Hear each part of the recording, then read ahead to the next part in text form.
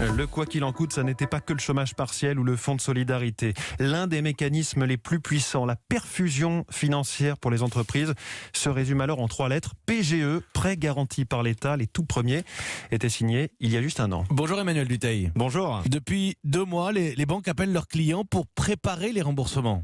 Oui, on va prendre l'exemple de BNP Paribas. Comme les autres banques, elle appelle une par une les entreprises qui ont contracté un PGE. On parle quand même de plusieurs milliers de dossiers.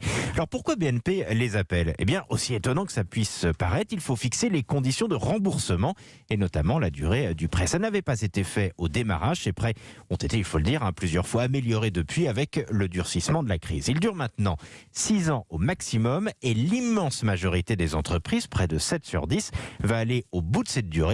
Et pourtant, une société sur 2 n'a pas encore utilisé son PGE. C'est dire si l'incertitude est forte. Et alors combien coûtent ces prêts ?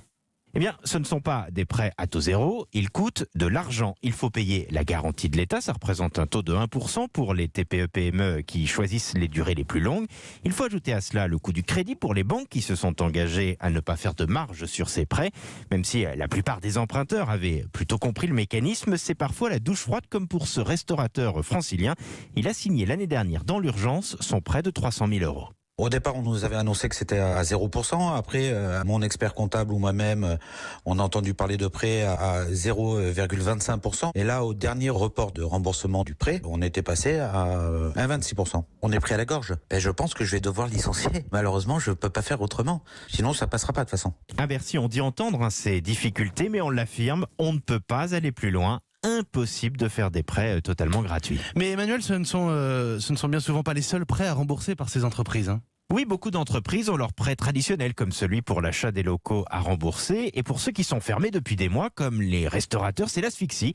Ils sont nombreux à demander des reports à leur banque, mais ça bloquerait, selon Didier Chenet, le président du GNI, qui regroupe des restaurateurs indépendants. Aujourd'hui, nous avons énormément de refus de la part des banques de rééchelonner les dettes qui ont été contractées par les entreprises avant la crise sur la base d'une activité qui n'a strictement plus rien à voir. En l'espace de 10 jours, nous avons eu près de 200 dossiers qui nous ont été remontés, que nous avons transmis à la Fédération bancaire.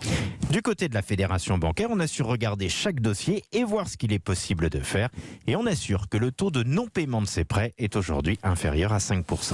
Un an après les prêts garantis par l'État. Dossier signé Emmanuel Dutheil avec Zoé Pallier.